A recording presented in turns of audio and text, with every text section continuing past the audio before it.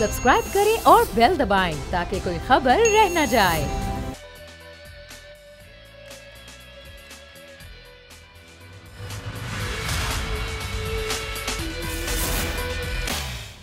बिस्मिल्लाहिर्रहमानिर्रहीम, अस्सलाम वालेकुम। प्रोग्राम में मैं सुमैया रिजवान आपको वेलकम कहती हूँ। नाज़रीन, महंगाई ने इंसान का जीना दो भर कर दिया है।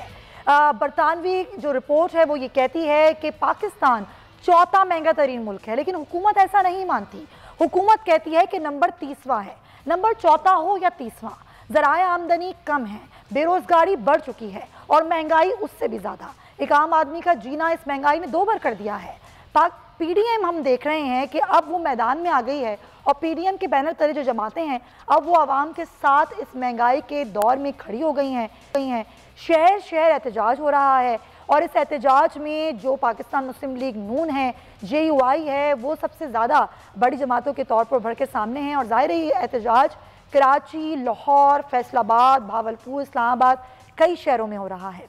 आज हम बात करेंगे कि वो पीडीएम जो इससे पहले तो कोई ख़ास कारकर्दगी नहीं दिखा सकी और इससे पहले वो अपोजिशन के तौर पर, पीडीएम के तौर पर हुकूमत को कोई टफ टाइम नहीं दे सकी, लेकिन आज क्या वही पीडीएम हुकूमत को टफ टाइम देगी? जो बातें करी जा रही हैं, की जा रही हैं, जो कही जा रही हैं और पीडीएम कह रही है कि अब इस हुकूमत का जाना ठहर गया है, तो क्या वाकई पीडीएम इस पोजीशन में है कि हुकूमत को घर भेज सके? इसी पर आज के प्रोग्राम में बात करेंगे, लेकिन सबसे पहले सूरत हाल जान मुख्तलिफ शहरों की। तो कराची से हमें ज्वाइन कर रहे हैं राव अफनान और लाहौर की सूरत हाल आरिफ मलिक से जानेंगे। पहले कराची का रुख करते हैं। राव, कहाँ मौजूद हैं आप कराची में, और यहाँ पर जो एहतजाज का सिलसिला है उसकी जो सूरत हाल है वो आप कैसी देख रहे हैं अभी? जी बिल्कुल, मैं इस वक्त मौजूद हूँ कराची इम्प्रेस मार्केट के सामने और पीडीएम के तहत महंगाई के खिलाफ एहतजाजी मुजाहरा किया जा रहा है। पहले मौलाना फजलुर रहमान ने इस एहतजाजी मुजाहरे की क़यादत करनी थी, लेकिन वो पेशावर चले गए थे क्योंकि नाज़िम मालियात जो है जमीयत उलमा इस्लाम के, वो गुज़श्ता रोज़ इंतकाल कर गए थे और उनकी नमाज जनाजा अदा करने गए थे। ताहम अब जो है मौलाना गफूर हैदरी जो सेनेटर हैं वो इस एहतजाजी मुजाहरे की क़यादत कर रहे हैं और वो अब से कुछ देर कबल यहाँ पहुँचे। लेकिन आज जो ऐलान किया गया था एहतजाजी मुजाहरे का, उस वक्त 3 बजे का टाइम रखा गया था, लेकिन 4 बजे तक यहाँ पर कायदीन भी मौजूद नहीं थे। और इस वक्त स्टेज पर जो है वो उवैस नौरानी मौजूद हैं, उसी के साथ साथ असलम गौरी हैं, मुस्लिम लीग नून सिंध के सदर शाह मोहम्मद शाह हैं और जमीयत उलमा इस्लाम के सूबाई क़यादत जिसमें अल्लामा राशिद सुमरो व दीगर कायदीन मौजूद हैं। तो इनके वकला विंग भी हैं, कारकुनान भी बड़ी तादाद के अंदर मौजूद नज़र आ रहे हैं, लेकिन ताहल जो है कायदीन के खिताबात का सिलसिला शुरू नहीं हुआ। यहाँ पर जो शहरी बड़ी तादाद के अंदर नज़र आ रहे हैं, हम अगर शहरियों से बात करने की कोशिश करें, ये बताएं आप इस एहतजाज क्यों आए? महंगाई के खिलाफ आए। महंगाई तो 3 सालों से, तो अब की बार क्यों आप लोग एहतजाज में नहीं? अभी महंगाई ने उरूज पाया, अभी ज़्यादा हो गई है। पेट्रोल की आप कीमत अंदाज़ा लगाएं, गरीब आवाम खुदकशी करने में मजबूर हो गई है। जी बिल्कुल, आवाम भी अब सड़कों पर आ चुकी है क्योंकि महंगाई और जो हालिया पेट्रोल की कीमतें बढ़ी हैं। 138 रुपये का पेट्रोल हुआ है। आज से जो शहरी है, आवाम है, वो बिला उठी है और समाजी वेबसाइट पर जब शहरियों की जानिब से शोर किया गया और एहतजाज किया गया, उसी के बाद पीडीएम ने अपना नैरेटिव चेंज किया। वरना इससे कबल जो है वो पीडीएम वोट को इज्जत दो के नैरेटिव के साथ अपने जलसे जुलूस किया करती थी, लेकिन जैसे जैसे आवाम की जानिब से समाजी वेबसाइट पे एहतजाज किया गया महंगाई के खिलाफ, तो पीडीएम ने भी अपना नैरेटिव चेंज किया और मुल्क भर के अंदर जो है वो महंगाई के खिलाफ एहतजाज किया। ठीक है राव अफनान, आप साथ ही रहिए क्योंकि अभी मुझे आपसे मजीद भी पूछना है इस एहतजाज के हवाले से। ये कितना है कामयाब होता है, आवाम को इससे कितना रिलीफ मिलता है, तो आगे ज़ाहिर इस पर बात होगी। लेकिन अभी ज़रा हम लाहौर का रुख करते हैं। आरिफ मलिक हमारे साथ हैं। आरिफ, लाहौर में क्या सूरत हाल आप देख रहे हैं? कहाँ किन किन इलाकों में एहतजाज हो रहा है? अभी आप कहाँ मौजूद हैं और ये आपको एहतजाज कितना पावरफुल लग रहा है, ये शो पीडीएम का? जी, मैं इस वक्त जैन मंदिर में मौजूद हूँ और यहीं पर एहतजाजी कॉल दी गई थी नून लीग की जानिब से और पीडीएम के प्लेटफॉर्म से, और यहाँ पर ये एहतजाज हुआ। लेकिन मुख्तलिफ इलाकों से रैलियों की शक्ल में यहाँ पर MPs MNAs हज़रात ज़रूर आए हैं, लेकिन पावर शो कुछ बेहतर था, इतना ज़्यादा अच्छा नहीं था। और ये छोटा सा ही ग्राउंड है जैन मंदिर का, यहाँ पर जो ग्राउंड है वो मुकम्मल फिल तो नहीं कर सके, लेकिन ये कह सकते हैं कि कुछ बेहतर था। यहाँ का जो ग्राउंड था, जो पब्लिक थी यहाँ पर पहुँची है और ये महंगाई के खिलाफ एहतजाज था। काफ़ी देर 3 बजे ये का टाइम दिया गया था, लेकिन जैसे जैसे टाइम गुजरता गया लोग जाते भी रहे, लेकिन जो जहाँ पर मरकजी रहनुमा थे जैसे साद रफीक थे यहाँ पर मौजूद थे, अयाज सादिक यहाँ पर मौजूद थे, ख्वाजा इमरान नज़ीर यहाँ पर मौजूद थे, जो लाहौर की मकामी क़यादत है वो यहाँ पर मौजूद ज़रूर थी, लेकिन जो यहाँ पर पार्टी के सदर हैं या पार्टी के नायब सदूर हैं वो यहाँ पर नहीं आए। हमजा शहबाज से यहाँ पर लाहौर में मौजूद थे, वो यहाँ पर नहीं आए। मरियम नवाज यहाँ पर मौजूद थी, वो नहीं आई। लेकिन जो मकामी क़यादत है वो यहाँ पर आई है, साद रफ़ीक है या सादिक है, और उन्होंने खिताबात में हुकूमत को तनकीद का निशाना भी बनाया और महंगाई के हवाले से भी बात की और कहा कि पेट्रोल की कीमतें बढ़ रही हैं, बिजली की कीमतें, गैस की कीमतें और अशाए खुरोनोश की कीमतें खुसूसन वो बढ़ रही है। तो इसके ऊपर उन्होंने तनकीद भी की और कहा कि इस मरकजी रहनुमा आए तो जोश थोड़ा ठंडा पड़ जाता है। अभी जिस तरह आपने बताया कि आए भी, ख्वाजा साद रफ़ीक भी आए, दीगर लोग भी आए, लेकिन उसके बाद वो चले गए।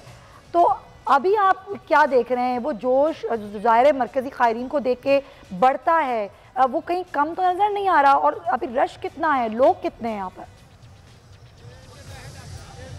जी, जो एस्टिमेटेड हम अगर बात करें तो एस्टिमेटेड यहाँ पर 2,500 से 3,000 तक के करीब जो है वो ज़्यादा से ज़्यादा मैं आपको बता रहा हूँ कि 2,500 से 3,000 के करीब जो लोग यहाँ पर मौजूद थे। जो एक्सपेक्ट कर रही थी नून लीग और पीडीएम एक्सपेक्ट कर रही थी कि लाहौर क्योंकि गढ़ है नून लीग का, तो यहाँ पर बहुत बड़ी जो है तादाद यहाँ पर जमा हो जाएगी और एक बड़ा अवामी रद्द-ए-अमल सामने आएगा, वो सूरत हाल नज़र नहीं आई। लेकिन जो आपने पॉइंट उठाया है कि एक जो पार्टी के कायदीन जो है वो जब नहीं आते तो एक जोश जो है वो ख़त्म हो जाता है कारकुनों के अंदर। तो सेम वही सूरत हाल यहाँ पर भी थी। अगर कायदीन यहाँ पर उनकी आमद का इन्हें इल्म होता कि उन्होंने स्टेज पर आना है, उन्होंने खिताबात करने हैं, तो शायद पब्लिक गैदरिंग ज़्यादा होती। लेकिन यहाँ पर इन्हें पता ही नहीं था कि किन किन रहनुमाओं ने यहाँ पर आना है और किसने खिताब करना है।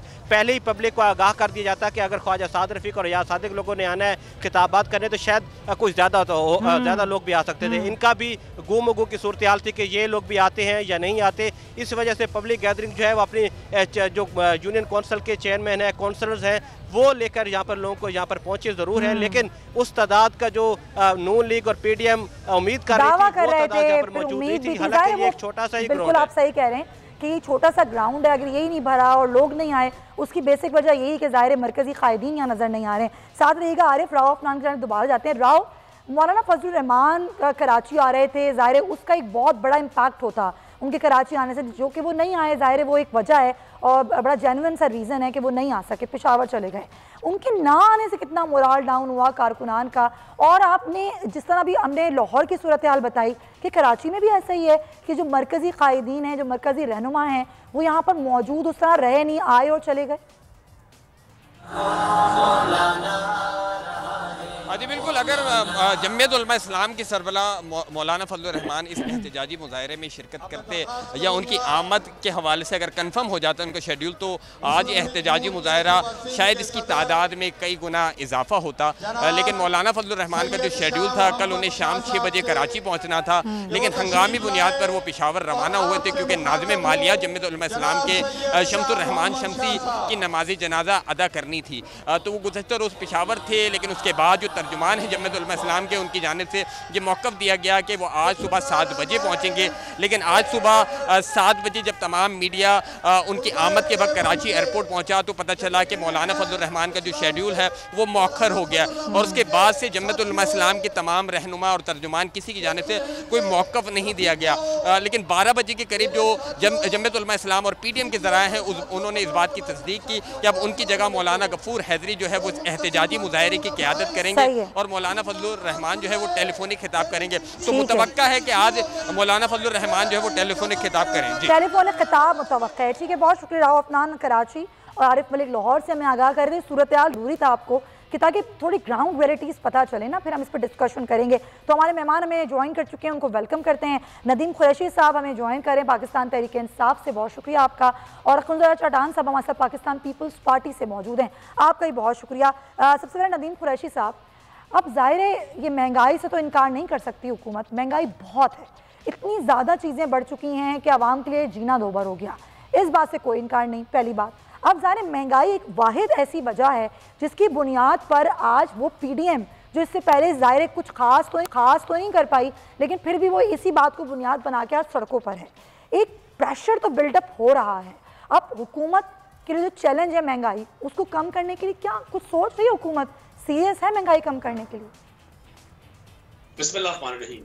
देखिए, हुकूमत पहले दिन से, जब से ये हालात डिस्टर्ब होना शुरू हुए, ना सिर्फ संजीदा है, बल्कि जो मेजर्स गवर्नमेंट ले रही है, किसी गवर्नमेंट ने अभी तक मैंने दुनिया में नहीं देखा कि किसी गवर्नमेंट ने इस तरह के मेजर्स लिए हो। अच्छा। आप आने वाले मंडे है तो देखेंगे कि जो हमारी अशियाए खुर्दोश है, जो रोजमर्रा इस्तेमाल की अशिया है, उन पे एक सब्सिडी दी जा रही है और बाकायदा प्लान किया जा रहा है मोटर बाइक के लिए, पब्लिक ट्रांसपोर्ट के लिए, आम आदमी के इस्तेमाल के लिए जो ट्रांसपोर्ट है उसके लिए पेट्रोलियम मसनूआत का मैकेनिज्म बनाया जा रहा है कि पेट्रोलियम की कीमतें उनके लिए सब्सिडाइज की जाए। अच्छा। दूसरा मैं आपको कर्ज करूंगा कि अपोजिशन की ये नौटंकी अगर आज नाकाम हुई है, उसकी बुनियादी वजह पाकिस्तानी अवाम की अब अवेयरनेस है, लोगों को अंदाजा है इस बात का कि इस महंगाई की बुनियादी वजह दुनिया में होने वाली इन्फ्लेशन है, पाकिस्तानी हुकूमत का इसमें या किसी भी हुकूमत का। आप ये समझते हैं कि अवाम नहीं मानती ये महंगाई आपने की है?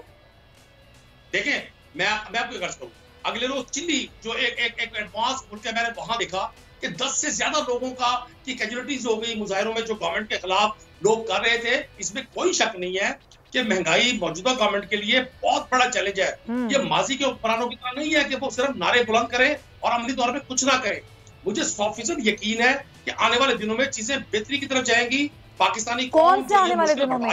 कौन से आने वाले दिनों में? कब, किस टाइम, कौन से साल में? तो आपने और मैंने इंशाअल्लाह ताला आने वाले दिन देखने हैं। आने वाले दिन तो वही होता है ना जो अभी आने हैं।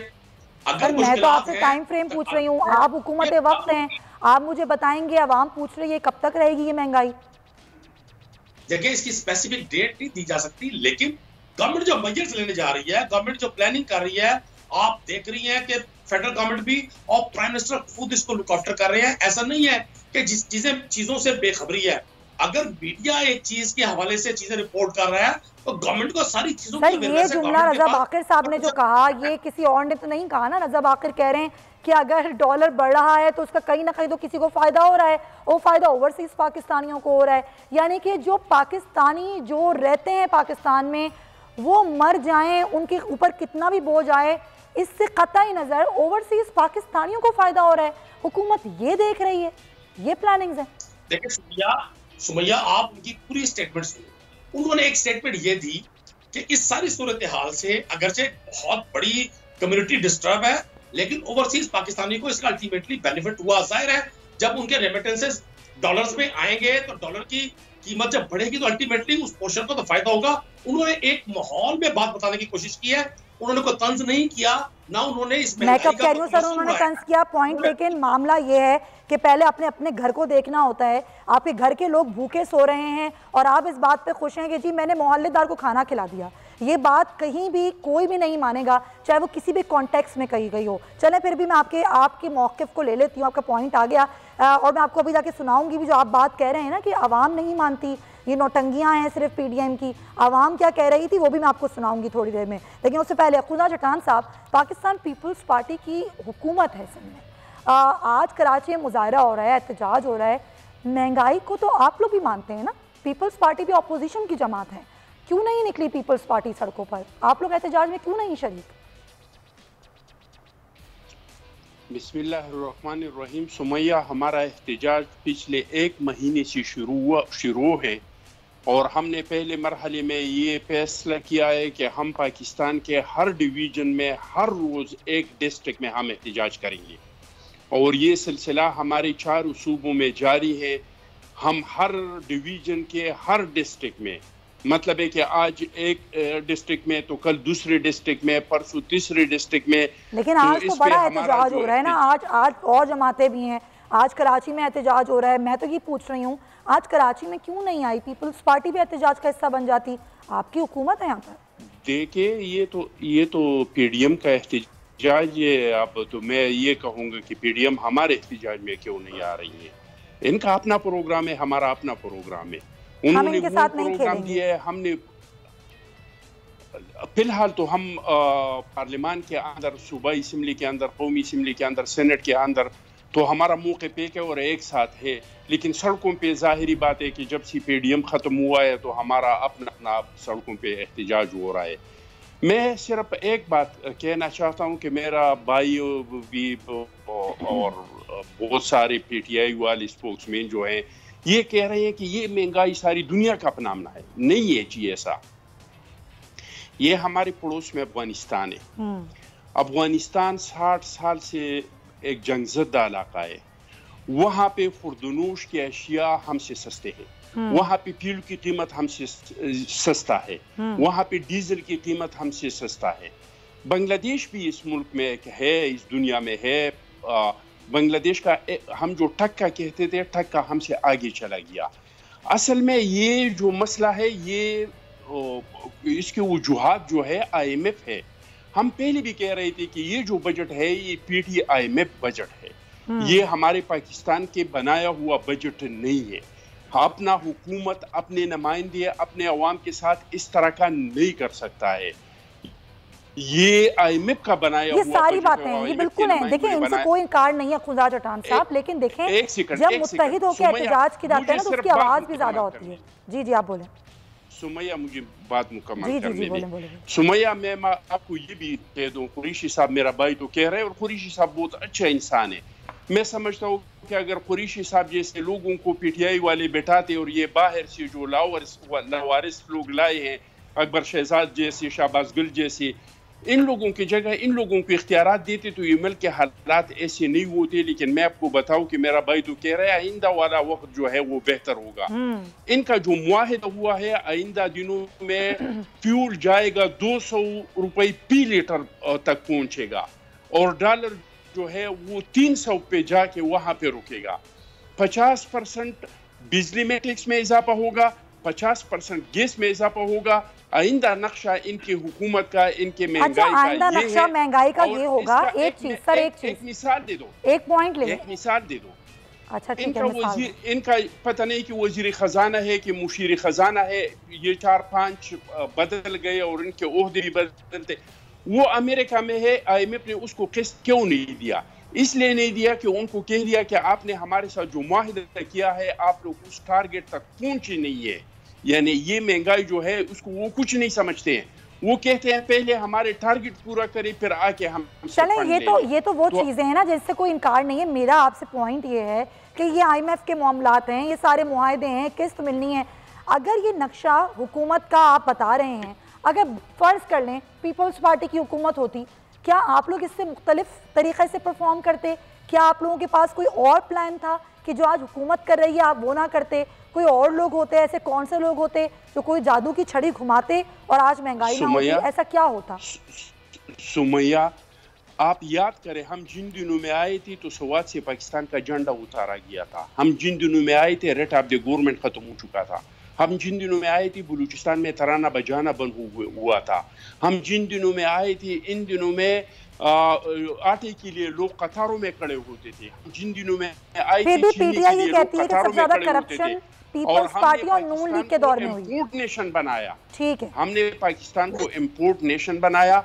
हम IMF के साथ कभी इस तरह के मुआहदे नहीं। चले सर, अभी जो आप कर सकते हैं ना, अभी आप जो कर सकते हैं वो ये कर सकते हैं कि आप एहतजाज हैं हुकूमत के खिलाफ, हुकूमत को टफ टाइम दे सकते हैं, अलग होके नहीं, बिल्कुल टफ टाइम अपोजिशन दे सकती है, सारी अपोजिशन जमाते हैं, उसका अलग ही इम्पैक्ट होगा। लेकिन अभी बहुत ही मोहतरम नदीम कुरैशी साहब ये कह रहे थे कि आवाम नहीं मानती कि महंगाई हमने की है, ये तो पिछली हुकूमतों ने की है।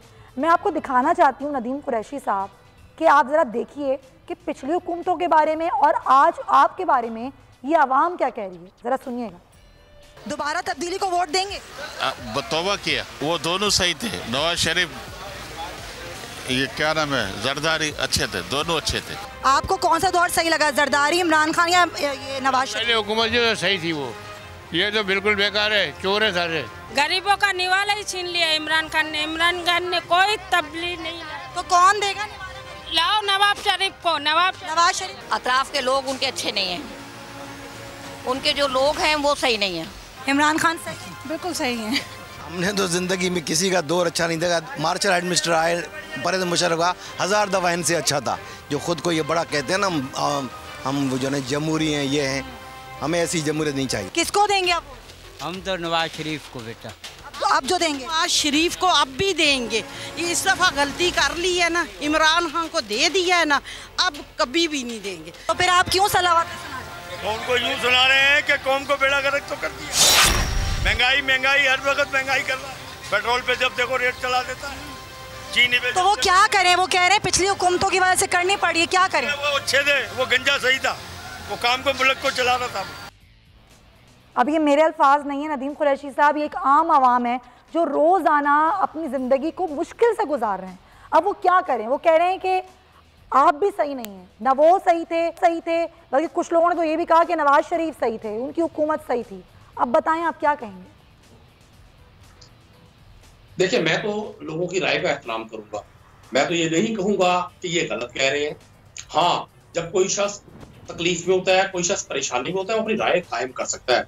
हमने देखना ये है कि लोग नवाज शरीफ को सिर्फ इस बुनियाद पर ठीक कह रहे हैं कि उनके जमाने में रेट्स कम थे, तो फिर नवाज शरीफ से पहले जो जनरल मुशर्रफ की गवर्नमेंट थी उसमें तो रेट इससे भी कम थे, और जनरल मुशर्रफ से पहले जब जनरल ज़िया की गवर्नमेंट थी तो रेट उससे भी कम थे। सोचें ना, आपके आवाम को क्या चाहिए, आप सोचें फिर इस बात पर। मेरी बात मुकम्मल होने देंगे ना। हमने देखना यह है कि क्या पाकिस्तान में जब नवाज शरीफ की गवर्नमेंट थी, पाकिस्तान लोन लेने वाला मुल्क था या दुनिया को लोन दिया करता था? क्या पाकिस्तान के असासे 100 अरब डॉलर थे उस वक्त जब नवाज शरीफ की गवर्नमेंट थी? क्या पाकिस्तान में रावी चैन दिख रहा था? आप नवाज शरीफ के दौरे इक़्तिदार में देखें, वहां भी पेट्रोल 123 रुपए में हुआ। जरदारी साहब ने पूरी नवाज शरीफ के खिलाफ के लूट के कहा गया और पूरे मुल्क का तबाह कर दिया और महंगाई कर दी और मौशी दहशतगर्दी कर दी। लेकिन उन्होंने ये नहीं कहा कि पिछली हुकूमत चोर थी, नवाज शरीफ और जरदारी चोर हैं। उन्होंने ये नहीं कहा कि हम रियासत मदीना बनाएंगे। बीबी जी, इन्होंने तो पिछली हुकूमतों को भारत का दुश्मन करार दिया, अपने मुखालफीन को इस मुल्क में गद्दार करार दिया, एक दूसरे की जुबानें काटी जेलों में, एक दूसरे पर बदतरीन केसेस बनाए। मैं आपको कर्ज कर दूं, सेकंड वर्ल्ड वॉर के बाद पूरी दुनिया जिस बदतरीन पेंडेमिक का शिकार हुई वो ये कोविड है। सर ये कोई जस्टिफिकेशन है? सर ये कोई जस्टिफिकेशन है? आप अपने दौर की बात कीजिए ना कि आप लोग क्या करेंगे। देखिए, मैं आपको कर्ज कर दूं, मैं जस्टिफिकेशन नहीं दे रहा। तकाबुल करते वक्त आपको सारी चीजों का एनालिसिस करना पड़ता है। जब हम एक नैरेटिव बिल्ड कर रहे होते हैं तो हमने देखना होता है इस नैरेटिव के बिल्ड करने में हमारी आइडियोलॉजी क्या है। क्या पाकिस्तान में तेल के ज़खायर दस्तयाब हो गए? क्या पाकिस्तान तेल इंपोर्ट नहीं कर रहा? पाकिस्तान एडिबल ऑयल इंपोर्ट नहीं कर रहा? पाकिस्तान फूड आइटम्स इंपोर्ट नहीं कर रहा? पाकिस्तान डिफरेंट केमिकल्स, वो पेस्टिसाइड्स हो, वो ह्यूमन मेडिसिन हो, वो वेटरनरी मेडिसिन हो, सर हमें नैरेटिव बिल्डअप करने से पहले ये भी देखना है कि जब तकाबुल करते हैं, हम दूसरे ममालिक से कंपैरिजन करते हैं, तो यहाँ पर फीकस आमदनी का कंपैरिजन भी करें, यहाँ बेरोजगारी अलाउंस का कंपैरिजन भी करें, यहाँ आवाम को दी जाने वाली मराहत का भी कंपैरिजन करें। सर अब आवाम के लिए भी सोचिए ना, आप छोड़ दें पिछली हुकूमतों को, जिस आवाम ने आपको वोट दिया उसको आप कंपैरिजन करके बताएंगे। जिक्र नहीं करता। देखिए, मैं तो 2023 में इंतखाब है, लोगों के पास हक है, वो अपनी मर्जी के शख्स को सिलेक्ट करें, अपनी मर्जी के शख्स को वोट दें। लेकिन आपको एक चीज अर्ज कर दूं, मौजूदा हुक्मरानों में जिस तरह से इमरान खान ने इस कौम को लीड किया, इंटरनेशनली पाकिस्तान के वकार को बुलंद किया, और बदतरीन चैलेंज था दुनिया। आज एक आम आदमी से पूछे जो उसको 2 वैक्सीनेशन कोरोना की दी जा रही है, उनकी कीमत प्राइवेट अगर वो परचेज करे तो 20,000 बनती है। पूरी दुनिया में लगाई जा रही है। नदीम कुरैशी साहब, आप कैसी बातें कर रहे हैं सर? मैं देखें, हमने पॉजिटिव चीजें भी तो डिस्कस करनी है ना जी। एक गवर्नमेंट आपके हर फर्द को हेल्थ कार्ड दे रही है, मवाजना करते हैं दूसरे ममालिक से, फिर आप वैक्सीनेशन की बात करेंगे हम पैसे नहीं ले रहे। लेबर कार्ड दे रही है, ये सारे मैयत चीजों को ठीक करने के, सैलरीज बढ़ा रहे हैं, कोशिश कर रहे हैं कि हुकूमत की तरफ से लोगों पर बोझ ना पड़े। पेट्रोल ले, सर आप ये कह रहे हैं ना कि आप कोशिश कर रहे हैं, आवाम नहीं समझती, लोगों को सेहत कार्ड नहीं चाहिए, लोगों को रिलीफ चाहिए तो सिर्फ अशिया की कीमतों में चाहिए। खैर, आपका बहुत शुक्रिया नदीम कुरैशी साहब, वक्त का बहुत शुक्रिया, और खुदा चट्टान साहब आपका भी बहुत शुक्रिया। ये कोई जस्टिफिकेशन नहीं होनी चाहिए, नैरेटिव नहीं होना चाहिए, हुकूमत वक्त को आवाम को रिलीफ देना होता है। अगर ये सोच के हुकूमत करेंगे तो आपके लिए आसानी होगी, ये जान छुड़ाने वाला मामला नहीं है। ब्रेक लेंगे, वापस आएंगे तो कुछ दीगर इशूज़ पे बात करेंगे।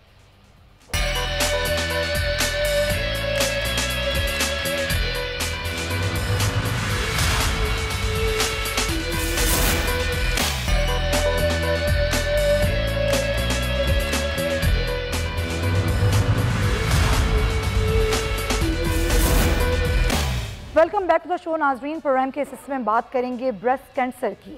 हम देखते हैं कि जो पूरी दुनिया में जो ख़वातीन को होने वाली बीमारियां हैं उनमें ब्रेस्ट कैंसर सरे फहरिस्त है। तकरीबन 8 में से 1 खातून को ये कैंसर हो सकता है, और जल्द अगर तशख़ीस हो जाए तो इससे बचाव भी मुमकिन है। और अब ज़ाहिर इस पर एक कैंपेन प्रॉपरली चलाई जा रही है, ख़वातीन को बताया जा रहा है कि इसमें हिचकिचाएँ नहीं, शर्माएँ नहीं, किसी भी किस्म की अगर कोई आपको अलामात महसूस होती हैं तो ज़रूर डॉक्टर से रब्ता करें, क्योंकि इसका इलाज मुमकिन है अगर बर वक्त तशख़ीस हो जाए तो। इसी पर हम बात करेंगे। हमें डॉक्टर ज़ुबैदा काजी साहिबा प्रेसिडेंट हैं पिंक पाकिस्तान ट्रस्ट की। बहुत शुक्रिया डॉक्टर साहिबा आपके वक्त का, क्योंकि हम पहले भी बात कर चुके हैं और जब भी ब्रेस्ट कैंसर का महीना मनाया जाता है और इसमें आगाही दी जाती है तो हम गुफ्तगू करते हैं, कोशिश करते हैं कि ख़वातीन के ये ख़ास मसला जिसको कभी शर्म की वजह से, कभी हिचकिचाहट की वजह से डिस्कस नहीं किया जाता, तो हम इस पर आपसे सवालात करें, वो सवालात जो बहुत सारी ख़वातीन के हैं। जब हम बात करते हैं कि ब्रेस्ट कैंसर की, तो एक वो ऐसा मर्ज़ है या ऐसी बात है जिस पे खुल के लोग बात नहीं कर पाते। सबसे पहले तो मुझे बताइएगा कि इस कैंपेन से कितना फ़ायदा हुआ, ख़वातीन ने कितना इस पर स्पीकअप हुई, बात की, बताया और कितने केसेस सामने आए? बहुत बहुत शुक्रिया सुमैया दोबारा प्रोग्राम में बुलाने का और सेंसिटिव इशू पे बात करने का, बिकॉज हम इम्पोर्टेंस तो हम इसकी समझते ही हैं कि केसेस बढ़ रहे हैं, डेथ्स बढ़ रही हैं, लेकिन ये वाली जो बात अभी आपने की कि हमारा जो सोशल सिनेरियो है जिसमें बात करना इस बात पे मुश्किल है, जो माइंडसेट लोगों का चेंज करना है, तो अवेयरनेस कैंपेन से एक तो लोगों को ब्रेस्ट कैंसर की आगाही तो हम दे रहे हैं, लेकिन जो पिछले एक साल में की बात बताऊँ, क्योंकि पिछले साल मैंने आपके साथ प्रोग्राम किया था और अब जब हम में तो इतनी अग्रेसिव कैंपेन्स के साथ और फिर जो मीनवाइल जो हमने थोड़ी और कारकर्दगी की कि हमने एक मोबाइल ऐप बनाई और उसके थ्रू लोगों को आगाही भी दे रहे हैं, लोगों को ट्रीटमेंट भी पहुंचा रहे हैं। तो अब मुझे ऐसा लगता है कि yes people are coming in, लोग अपनी प्रॉब्लम्स लेके आना शुरू हो गए हैं, लोग इसको बताना शुरू हो गए हैं। वो जो एक इनहिबिशन थी वो थोड़ी बहुत ब्रेक हुई है, क्योंकि मुझे अपने ऐप पे डेली बेसिस पे जो है वो क्वेरीज आती हैं और रेफरल और डॉक्टर्स की अपॉइंटमेंट चाहिए होती है लोगों को, मतलब क्योंकि वो एक ऐसी चीज़ है जिसके लिए किसी से उनको डिस्कस, मतलब किसी से इधर उधर डिस्कस नहीं करना, तो डायरेक्ट कांटेक्ट में शायद लोगों को थोड़ा आसान हो गया है बात करना, आपस में इंटरमिंगल होना मुश्किल होता है। तो अवेयरनेस से हम ये तो देख रहे हैं कि इसके माइंडसेट चेंज हो रहा है, लोगों बात करने में और बताने में आसानी हो रही है, लेकिन स्टिल अभी भी there is a long way to go. हमें कोशिश करते रहना है कि इस चीज़ को जो है वो हम रोके नहीं, कोई इसमें ब्रेक ना आए, क्योंकि इट्स वेरी इंपॉर्टेंट। अभी तो शुरुआत है, अगर लेके चलते रहेंगे तो इंशाल्लाह जो है वो कामयाबी भी होगी और हम देखेंगे कि इसके इंसिडेंस रेट जो है वो कम होना शुरू हो जाए इंशाल्लाह, क्योंकि लोगों को जी बिल्कुल, क्योंकि फीमेल्स को तो सेंसिटाइज हम कर रहे हैं, लेकिन साथ साथ जो है मेल्स को सेंसिटाइज करना इक्वली इम्पॉर्टेंट है कि उनको इस बात की अवेयरनेस इस बात की देना कि वो जो औरत है जिसको ये मर्ज लाहक हुआ है वो जो है वो आपके इमोशनली डिपेंडेंट है, फाइनेंशियली तो है ही है, सो इमोशनली डिपेंडेंट है। अच्छा, लेकिन हम आज ये बात करते हैं डॉक्टर साहिबा कि देखें जो एक औरत जो पढ़ी लिखी है, जो एक शहर में रहती है, वो ज़्यादा अवेयर होती है, उसको पता होता है, लेकिन एक औरत जो किसी गांव देहात में रहती है, जिसके पास तालीम नहीं है, शऊर नहीं है, उतनी उसको आज़ादी नहीं है और खुदा ना खास्ता उसके साथ ये मसला हो जाता है, वो बात नहीं कर पाती, वो बता नहीं पाती, तो किस तरीके से फिर आप लोग काम करते हैं? क्योंकि शायद वो आपको रीच ना करें, आपको उन्हें रीच करना पड़ता है, ढूंढना पड़ता है, देखना पड़ता है, उस चीज़ पर किस तरह काम किया जा रहा है? वो देहातों की औरत या फिर ऐसी ख़वातीन जो नहीं बात कर पाती किसी भी वजह से, कोई भी वजह हो सकती है, उनको कैसे आप रीच आउट करते हैं? बिल्कुल, ये सबसे मुश्किल मरहला है हमारे लिए और रहा है। हम देख रहे हैं कि ऑब्वियसली शहर में फैसिलिटीज़ भी हैं, उसके बावजूद लोग नहीं जा पाते, तो वो लोग जहाँ पर सेहत की फैसिलिटीज नहीं है तो वो एक तो बता भी नहीं पाती और उसके बाद वो जाएं कहाँ, उनको वो वाले मसाइल भी होते हैं। तो इसका एक हल हमने यही निकाला था कि एक तो मोबाइल ऐप के थ्रू, क्योंकि उसे हमने हर लैंग्वेज में रखा था कि उसको हर कोई रीच कर सकता है और उस पर हर चीज़ मौजूद है। दूसरा ये कि जो हमने अपने वॉलंटियर्स जो हमारे, जो कि यूनिवर्सिटी से लिंक बहुत सारे स्टूडेंट्स हैं हमारे, वो स्प्रेड आउट हैं, पूरे पाकिस्तान से हमारे पास मौजूद हैं, तो उनकी हमने ट्रेनिंग की। उनकी ट्रेनिंग के थ्रू हमने सेशंस किए, जाके गांव देहातों में हर जगह हम कर रहे हैं और it's an on going process कि वो उनको हम ट्रेन कर दिया, वो जा कर के लोगों को बताते हैं। आई मीन यू नो, हर कोई आपको अंदर अपनी कल्चर में घुसने नहीं देता, तो आपको उन्हीं लोगों के थ्रू उनसे पड़ती है। तो वो उन्हीं की सोसाइटी, उन्हीं के लोगों में से हम एक उठा के उनको ट्रेन करके उन्हीं में भेजते हैं ताकि वो आसानी से अपनी बात उनको पहुंचा सकें। और उसके थ्रू हमने देखा कि काफ़ी लोग जो हैं वो फिर हमें आसानी से अप्रोच कर पाते हैं, उनको कॉन्फिडेंस बिल्ड हुआ कि हाँ यहाँ से हमें जो है वो एक गाइडलाइन मिल जाएगी कि हम फिर फर्दर, क्योंकि फिर फंस जाते हैं वो ट्रीटमेंट पे ना, मैया के वो फाइनेंशियल क्राइसिस, वो के इशूज़, वो चीज़ें, तो फिर उनको फिर वो हम आसानी से फिर रेफरल देते हैं कि आपको कौन सी करीब जगह है, कहाँ से आप आसानी से ट्रीटमेंट करा सकते हैं। तो ये वो चीज़ें जो ऑब्वियसली इसको टाइम चाहिए, आप चंद माह में और साल में जो है वो इसका रिजल्ट आपको एकदम से नहीं पता चलेगा, लेकिन yes we are looking forward कि हमारे पास अच्छे रिस्पॉन्स आ रहा है, लोगों को जो है वो पता चल रहा है और पीपल आर कमिंग इन। और फ्यूचर में हमारा अब ये प्रोग्राम भी है कि हम स्क्रीनिंग मेमोग्राफी का जो पोर्टेबल एक यूनिट है वो हम उसको अडॉप्ट करके स्क्रीनिंग शुरू करें अब लोगों की, अब अवेयरनेस के आगे बढ़ना की। ये मुझे बड़ी खुशी हुई कि इस 1-2 साल में इसने ग्रो किया है, यानी कि पिंक पाकिस्तान ट्रस्ट जो है वो अब आगे बढ़ रहा है, ग्रो कर रहा है, किस तरह से मज़ीद अवेयरनेस भी हो और लोगों को रीच आउट भी करें। अच्छा, थोड़ा सा मैं इस पे बात कर लूँ क्योंकि ये बहुत सारे सवालात हैं जो कि लोगों के जहन में हम कभी इस बात को यानी कि डिफ्रेंशिएट कर सकते हैं कि क्या कोई एज लिमिट होती है, कि कोई ख़ास एज होती है या फिर ये एज लिमिट नहीं होती है, किसी भी एज की खातून को, लड़की को, औरत को ब्रेस्ट कैंसर हो सकता है, या कोई ख़ास वजह होती है, कोई ख़ास एज होती है? तब उसमें ये बहुत इंपॉर्टेंट सवाल है, बिकॉज क्यों हम पाकिस्तान में इतना अग्रेसिव कैंपेन चला रहे हैं। आप देखें कि इवन मोबाइल का फ़ोन पे भी रिंग बजती है तो ये बज रही होती है अक्टूबर में, बिकॉज हम ये देख रहे हैं कि हमारे यहाँ डेथ रेट्स वाकई ज़्यादा हैं ब्रेस्ट कैंसर को लेके। और उसमें दूसरी बात ये है कि यंग एज में हम ब्रेस्ट कैंसर देख रहे हैं, जो कि एक ओल्ड एज बीमारी कंसिडर की जाती थी। और हमारे यहाँ 30 से 35 साल वाला एक एज ब्रैकेट है जिसमें हम ये बढ़ती हुई इसकी शरह को देख रहे हैं। ऑल्दो कि मैंने पर्सनली तो 18 साल 20 साल में भी देखा है, लेकिन अगर मैं 30 से 35 वाला जो एक ब्रैकेट है उसमें ज़्यादा आ रही है, तो यस एज हमारे यहाँ बहुत क्रिटिकल इशू हो गया। और उसके रिस्क फैक्टर्स ऑब्वियसली कोई ना कोई रिस्क फैक्टर तो है ना जो हमारी पॉपुलेशन में क्यों बढ़ रहा है। क्या वजह है ये इतनी यंग जनरेशन को अगर ब्रेस्ट कैंसर हो रहा है? आपने कहा 18-20 साल की एक लड़की का भी मैंने पर्सनली केस देखा, तो क्या वजह है? क्या हमारी डाइट नहीं है, हमारा लाइफस्टाइल नहीं है? हम इसी पे काम, बिल्कुल सही कह रही हैं आप, लाइफस्टाइल एक बहुत इंपॉर्टेंट चीज़ है हमारे यहाँ। आप देखें कि हमारी नानी दादी अम्मी के ज़माने में जो खाने पीने के का सिलसिला था वो बिल्कुल अलग था। हम ऑर्गेनिक फूड पे ज़्यादा थे, हम घर के खाने बहुत ज़्यादा इंपॉर्टेंस देते थे उसको, जंक हमारी ज़िंदगी में नहीं था। तो ये सारी चीज़ें चेंज है, ये एक बहुत ड्रास्टिक चेंज है जो हमारी लाइफ में आया है और इसने बहुत ख़तरनाक हद तक जो है वो हमारी ज़िंदगी में तब्दीली की है। तो ये एक बहुत बड़ा रिस्क फैक्टर है। Processed food, preservatives, colour foods, मसालों का गलत मसालों का इस्तेमाल, ये बहुत ज़्यादा प्ले कर रहा है रोल। दूसरा ये कि लाइफस्टाइल में एक्सरसाइज का ना होना, हमारी सेडेंट्री लाइफ हो गई है बहुत ज़्यादा। आप देखें वर्क फोर्स में ज़्यादातर जो लोग हैं उनको बैठने का, चेयर पे, कंप्यूटर के आगे, लैपटॉप के आगे, तो ये सारी चीज़ें बहुत बड़ा कॉन्ट्रीब्यूटर हैं। तो जो एक लाइफस्टाइल है उसको चेंज करना बहुत ज़्यादा ज़रूरी है। चलें, ये तो लाइफस्टाइल की बात होगी क्योंकि वक्त की कमी है, मुझे आपसे जल्दी 2-3 सवाल और करने।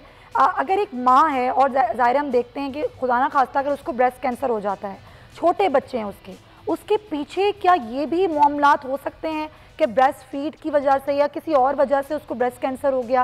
क्या इन चीज़ों को भी आप लोग कंसीडर करते हैं? ब्रेस्ट फीडिंग ना करवाना तो रिस्क फैक्टर है ब्रेस्ट कैंसर के होने का, लेकिन जो ब्रेस्ट फीडिंग कराते हैं उसकी वजह से ब्रेस्ट कैंसर हरगिज नहीं हो सकता। This is not the reason.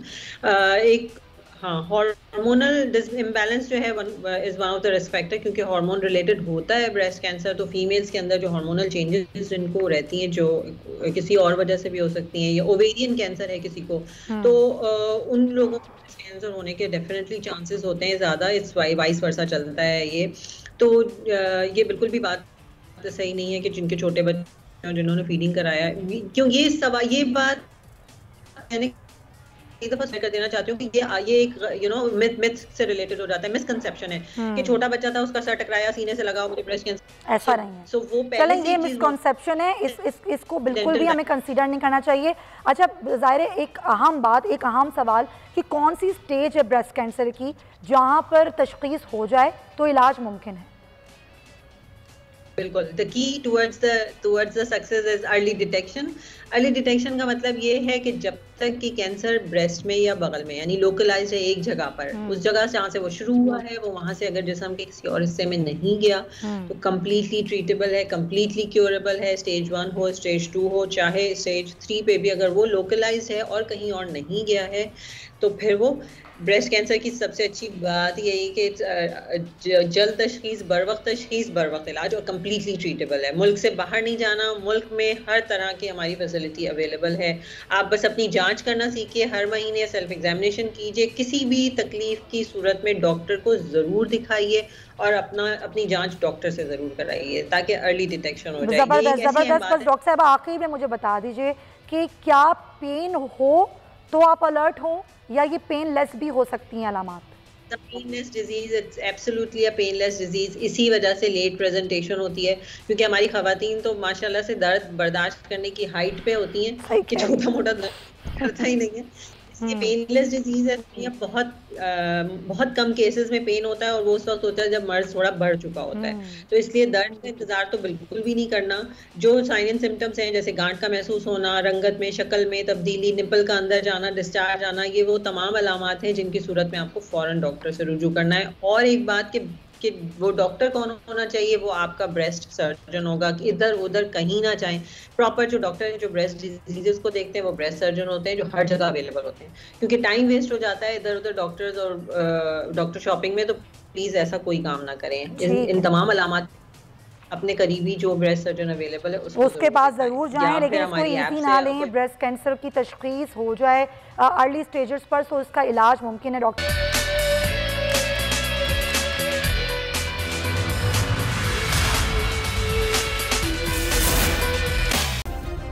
Subscribe करें और बेल दबाएं ताकि कोई खबर रह न जाए।